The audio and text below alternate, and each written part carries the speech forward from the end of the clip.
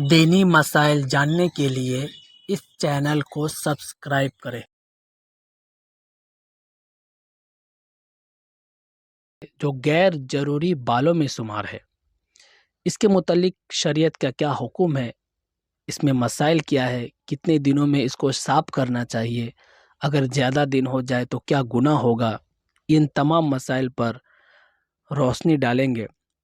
مفتی علماء اکرام دلائل کے طور پر کتاب المسائل جلد 1 پیج نمبر 162 پر، رفعت قاسمی کے جلد غسل والے مسائل میں جلد نہیں بلکہ پیج نمبر 55 اور 61 پر، اسی طرح آپ کے مسائل ان کا حل جلد 1 پیج نمبر 162، ان تمام کتابوں پر اس کے متعلق مسئلہ لکھا ہے۔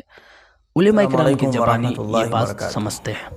عام طور پر یہ سمجھا جاتا ہے کہ شرمگاہ کے بال اگر 40 دن سے زیادہ ہو جائیں اور ہم کلیئر نہ کر پائیں، سیکریٹ پارٹ کے ہیئر 40 دن سے زیادہ ہو جائیں اور ہم کلیئر نہ کر سکیں تو کیا نماز نہیں ہوتی ہے؟ یہ سوال بہت سارے بھائیوں نے، بہنوں نے مجھ سے کمنٹ کر کے، ای میل کے ذریعے پوچھا کہ مفتی صاحب اگر 40 دن سے زیادہ ہو گئے اور ہم اپنے سیکریٹ پارٹ کے ہیئر کلیئر نہیں کر پائے تو کیا نماز نہیں ہوگی؟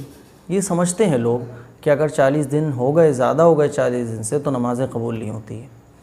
تو اس مسئلے کو میں آج کلیئر کر دینا چاہتا ہوں کہ اس شریعت میں بہتر یہ ہے کہ ہر ہفتے شرمگاہ کے بال کلیئر کیے جائیں۔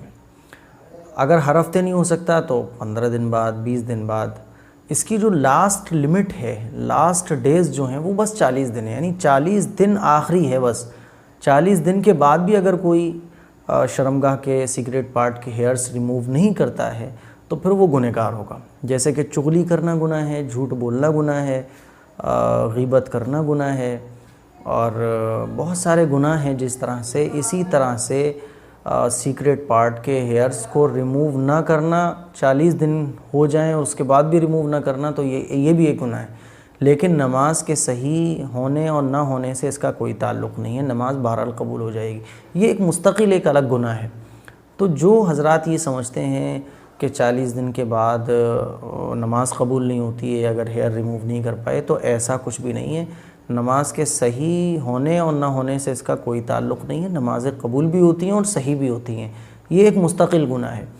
تو 40 دن سے زیادہ سیکریٹ پارٹ کے ہیئرز کو نہیں چھوڑنا چاہیے، ان کو کلیئر کر دینا چاہیے۔ اس سلسلے میں اگر